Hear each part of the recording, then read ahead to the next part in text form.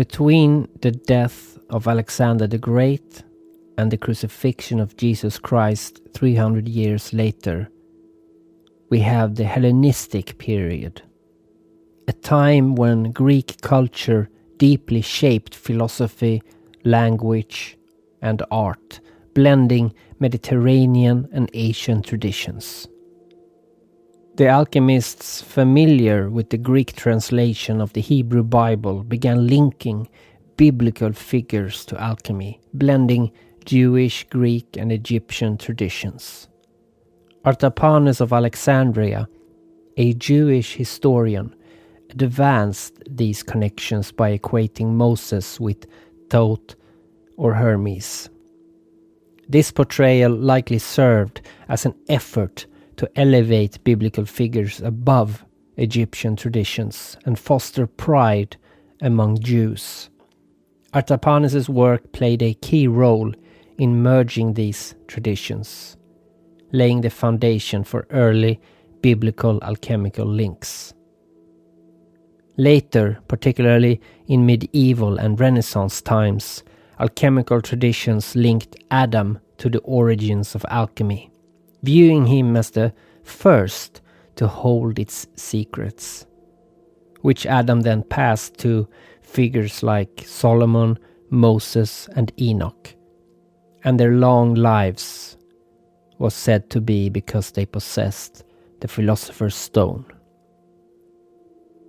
Jacob's stone in Genesis, used as a pillow in his ladder to heaven dream, was interpreted as the philosopher's stone, with the angels symbolizing the divine human link ascending and descending. Moses' act of burning the golden calf in Exodus and making the Israelites drink its powder was viewed as a symbol of transmutation.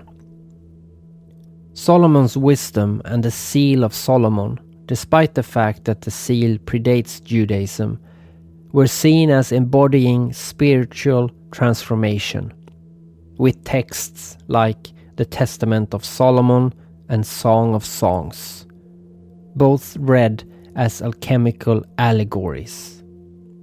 Genesis itself was later compared to the alchemical great work, equating creation with the process of perfecting matter.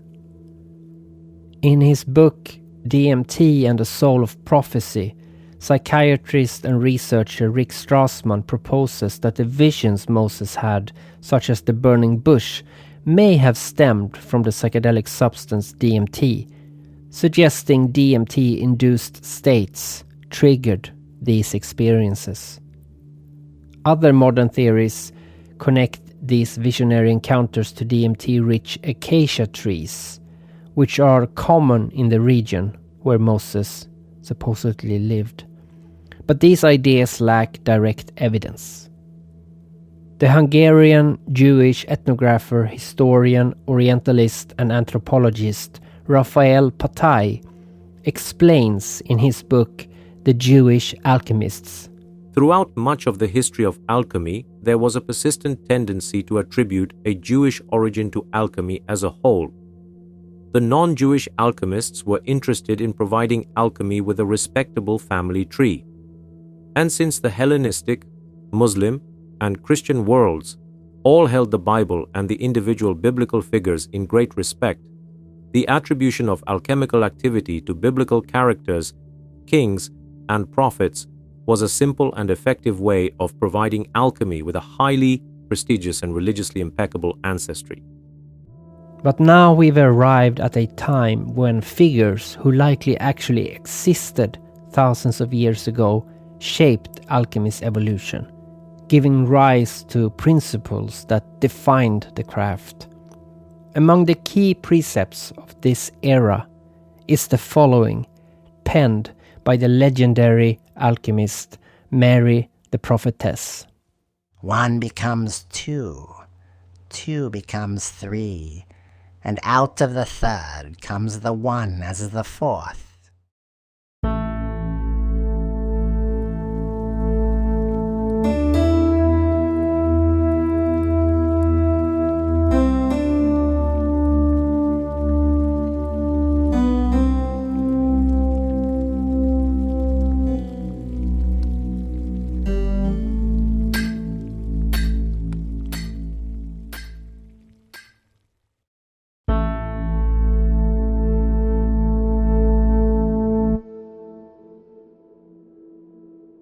Alexandria's Great Library, part of the Museum of Alexandria, founded by Ptolemy I, housed tens or hundreds of thousands of texts. People often assume the library famously burned down in one dramatic event, but it actually faded slowly over centuries. Trouble began about 145 years before Christ with Ptolemy VIII's expulsion of scholars out of political vengeance, followed by a debated fire during Julius Caesar's civil war 48 years before Christ, which may have damaged parts of the library's collection or nearby warehouses. The downfall of the Library of Alexandria was caused by a mix of wars, religious clashes, and political chaos over time, leaving behind a tragic loss of knowledge that we can only imagine. Despite the library's decline, Alexandria sustained a vibrant alchemical tradition through to the 1st to 3rd centuries. Eventually, the library housed fewer books and became more a gathering place for Neoplatonist philosophers. One of the most famous was Hypatia. She was a philosopher and one of the greatest mathematicians and astronomers of her time, and the leader of the Neoplatonist school of philosophy in Alexandria. She met a brutal end at the hands of a fanatical mob. Enraged Christians stripped her, mutilated her body, and tore her apart, dragging her remains through Alexandria before burning them. Though Hypatia's story emerges later in Alexandria's timeline, she is a symbol of what could happen to a woman who challenged intellectual norms and dabbled in what could be perceived as sorcery or witchcraft. Women have historically been underrepresented in recorded history. Terence McKenna, an American ethnobotanist and advocate for psychedelics, argued that the rise of agriculture shifted the egalitarian Paleolithic societies into patriarchal dominator cultures, as land defense and resource control favored male dominance. I think what happened is women outsmarted themselves. The men were off silently hunting and practicing being quiet as they stalked their prey. The women were creating language in order to describe the taxonomy of these various food plants, of which they probably could distinguish 400 or 500 plants, seasons, soil conditions, variants, unusual conditions of all sorts, which parts of the plant were edible, which were poisonous, so forth and so on.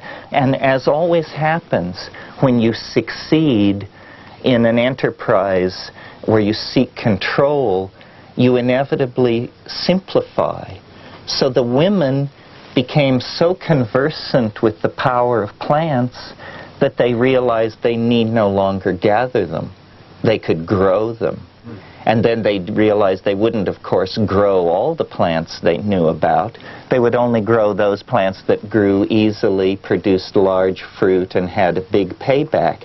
And suddenly, the women undercut their own power base, and it became possible to silently practice very dulling agriculture. And the gods then became not the gods of the orgy and the hunt and the wild plants, but the gods became corn gods and wheat gods.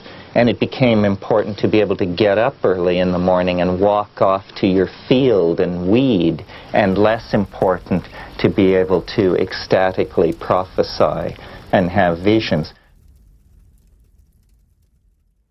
The risk of social stigma or accusations of witchcraft also deterred many, resulting in fewer women recognized in alchemical lore compared to their male counterparts, though their presence was never entirely absent. In the 3rd century, Alexandria was a vibrant center of alchemical innovation, where women made significant contributions. Cleopatra the alchemist, a Greek scholar not to be confused with the Egyptian queen, advanced metal transmutations and invented the alembic, a key distillation tool, while authoring the Chrysopoeia of Cleopatra, a symbolic text on gold making. Theosebia, Isidora, and Tapnuthia were all female alchemists that participated in Alexandria's alchemical tradition in various ways.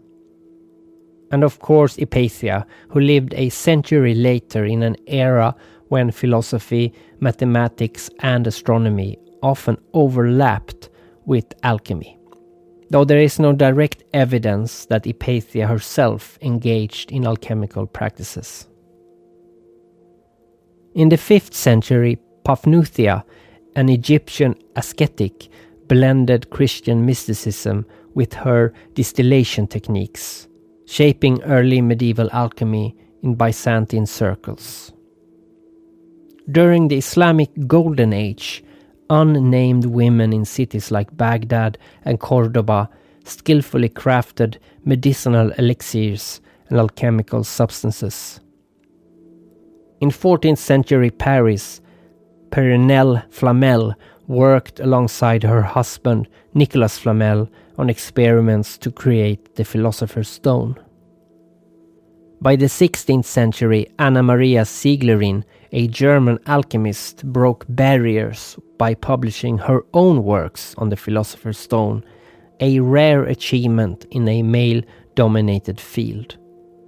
Renowned alchemist Paracelsus valued unconventional sources of knowledge, including women, and he declared, "The universities do not teach all things.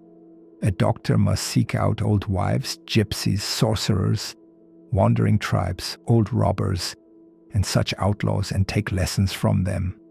A doctor must be a traveler. Knowledge is experience." In the 17th century, Antonio Neri's Tesoro del Mondo, a hand-illustrated manuscript, offers a rare look at women's roles in Florentine alchemy.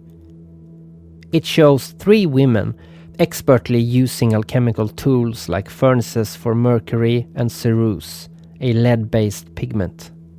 6 vivid illustrations show them working alongside men in settings like the Neri household, highlighting a unique collaborative environment where women held active, specialized roles in early modern alchemy. In the 18th century, women began to appear next to men in alchemical laboratories, as indicated among other things by illustrations printed in books from that time. Alchemy even became a fashionable pastime for women of the upper layers of society, marking a resurgence of their visibility in this esoteric science. From Alexandria's early alchemists to Europe's later practitioners, women shaped alchemy's history in profound ways. Zosimos of Panopolis, a 3rd century Greek-Egyptian alchemist, blending practical chemistry with mysticism, wrote, "The ancient and divine writings say that the angels became enamored of women, and descending, taught them all the works of nature.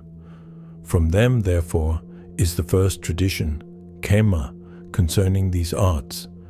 For they called this book Kema, and hence the science of chemistry takes its name." Among these female alchemists in Alexandria was a woman renowned in alchemical circles, yet often overlooked by broader history, known as Mary the Prophetess, or Mary the Jewess, or simply Maria. I will refer to her as Mary. Zosimos cited Mary as one of the early alchemical writers, praising her as a master of the craft. "She is the one who knows all things, and through her the secrets of the art are revealed." Though her exact contributions remain uncertain due to reliance on second-hand accounts, her influence was undeniable. Some later tales, possibly echoing Artapanus' efforts to elevate Jewish figures, linked her to Miriam, the sister of Moses, suggesting she received the emerald tablet from him to lay the foundations for the alchemical lab work. Mary's fame sparked legendary claims, like for instance early Christian writer Epiphanius tying her to a vision of Jesus, or Arabic sources calling her Mary the Copt, placing her alongside figures like the Persian magus Ostanis. Stories that blur her true identity but highlight her prominence. Zosimus suggested Mary limited secrets like the philosopher's stone to the seed of Abraham, a claim tying alchemy to Jewish exclusivity, likely to enhance its prestige in Hellenistic Egypt, much like Artapanus' efforts to elevate Jewish heritage. However, alchemy's roots draw from Egyptian, Greek, Islamic, and Chinese traditions, casting doubt on this exclusivity. Mary's prophetic teachings, evoking divine revelation like biblical prophets, underscore alchemy's sacred essence, reaching beyond any single faith. Mary channeled her prophetic visions into concise, enigmatic sayings, drawing parallels between the material world and the human body. She likened nourishing copper to human sustenance, noting that metals, like people, need solids and liquids to achieve transmutation. This reveals her belief that metals possess a living essence, akin to the prima materia, the universal one thing from which all matter originates, as described in the Emerald Tablet. Mary also allegedly constructed and invented various apparatuses for cooking and distilling. The most famous is the Bain Marie, or Mary's bath, also known as a water bath or double boiler, traditionally attributed to her and forever connected with her name. The outer container is filled with a working fluid, typically water, to about halfway up the sides of the inner container, after which the smaller inner container is nested inside, partially immersing it in the fluid, while the ingredients to be heated are added to the inner pot. Low heat is then applied from below the outer container, allowing the fluid to warm gradually and transfer steady warmth through conduction to the inner pot without direct flame exposure. With water at sea level, the fluid reaches a consistent boiling point of 100 degrees Celsius, 212 degrees Fahrenheit, capping the inner contents temperature below this threshold for controlled even heating. For higher limits, the water is substituted with a fluid like oil that boils at a different point, ensuring reliable temperature maintenance, ideal for alchemical or culinary precision. Mary is also credited with creating the kerotakis, which is an early distillation apparatus, as well as the tribicus, also a distillation apparatus having 3 beaks to collect the distillate. Mary focused on transmutation in alchemy using 4 metals: copper, iron, lead, and zinc, linked to the body's 4 elements: fire, water, air, earth. These metals changed colors, black, white, yellow, red, during the great work, symbolizing purification. Mary's methods like salting and mixing with mercury aimed to transform matter. Central to her work was a white clear precious herb, likely moonwort, which is tied to purity and cosmic energy in Hellenistic beliefs, and it represents the white stage of purification, the albedo. Underpinning her practice was the doctrine that all substances are fundamentally one, a principle she believed the Karyotakis could realize by harmonizing disparate elements into a singular essence. Her most enduring philosophical contribution is the axiom of Mary.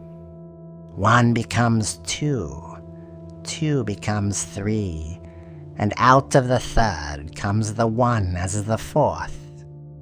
This enigmatic saying encapsulates her belief in the unity of all substances, reflecting the alchemical process of breaking down and recombining elements to achieve transformation.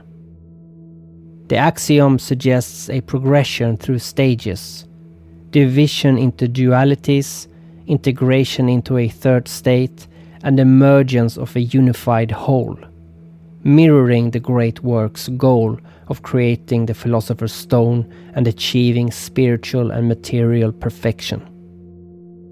Mary's legacy profoundly shaped alchemical traditions beyond Alexandria. Revered as a foundational figure, she was cited by Zosimus as the greatest authority among early alchemists.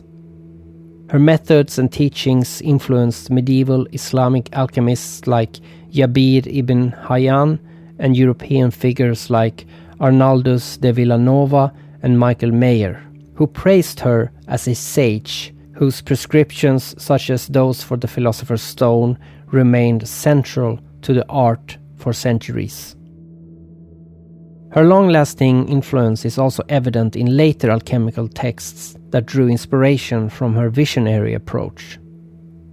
In a treatise by 16th century alchemist Johann Schaubert, the author depicts a meeting with Mary in a vision where she guides him through an alchemical odyssey.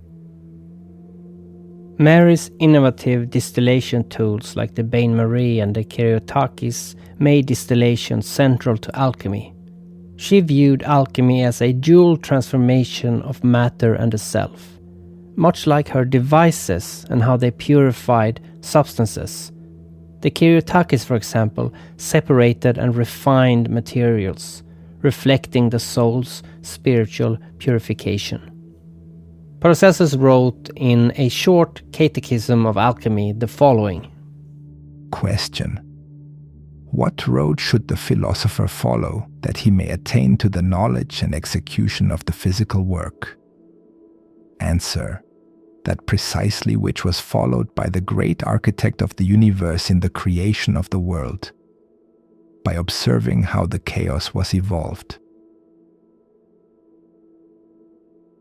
The evolution of chaos reflects the transformation of the prima materia, or perhaps illum, through the Big Bang's calcinating fire, which forged the universe's matter and radiation, guiding the alchemist to emulate this cosmic process in the great work.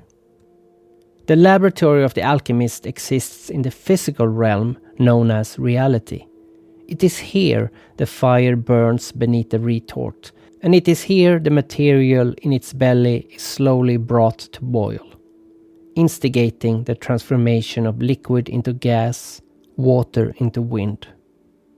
As the distillation proceeds, the mind of the alchemist is focused, perhaps even in prayer, that the process will bring about the desired outcome. The mind of the alchemist exists in reality, just as much as his laboratory does. Because even though thoughts are not made of matter, they still share the same space.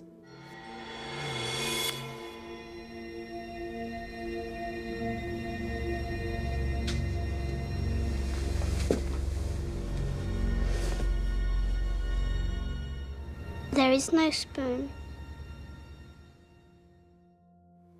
But alchemists do not settle at simple speculation and inward journeys. If they did that, their art would be nothing more than a philosophy or a religion. The alchemist, like the scientist, wants evidence and results. The alchemist wants to possess the agent of transformation, the so-called stone. Think of the stone as the quintessence or soul of everything that exists. In modern language, we could allegorically call it a bit.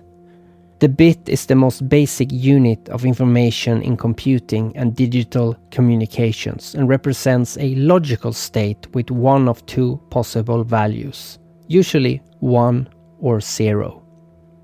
In order to achieve the great work, the alchemist is required to master the instruments of the trade, the crucible, the furnace, alembics, and any of the devices that Mary allegedly invented. And unlike the chemist, the alchemist needs to kneel before the divine and pray before any such work is commenced. In the mind of the alchemist, matter is not dead, but conscious and alive, which is why matter is often written about in the same manner as one would write about people. Alchemists have also been known to converse with substances, be guided by them, even fight with them if the substance in question is especially volatile, like for instance mercury. This is very similar to shamanism and indigenous communities that converse with plants and view them sometimes as relatives like brothers, sisters, mothers or fathers. Everything is gold. The reason lead is not gold is due to its maturity. Give it enough time, and eventually it will turn into gold. With the right method, the alchemist can hasten the transformation of lead into gold. Similarly, we have all inherent goodness, and through proper practices, even if we stray, we can quickly become our best version. The alchemists, particularly in Hellenistic times, classified matter into 4 elements, laying the foundation for their transformative practices, though later traditions introduced the quintessence as a 5th divine essence. All things can be produced from these 4 elements, with the aid of 3 principles: salt, sulfur, and mercury. These were recognized for their transformative qualities in early alchemy, but it wasn't until the 16th century that they were unified as the tria prima, a concept formalized by the renowned alchemist Paracelsus. Mary's inventive tools and rigorous experiments transformed alchemy, blending mysticism with early scientific inquiry and paving the way for its growth in Islamic and European traditions. Her innovations fueled a vibrant alchemical tradition that set the stage for its journey eastward.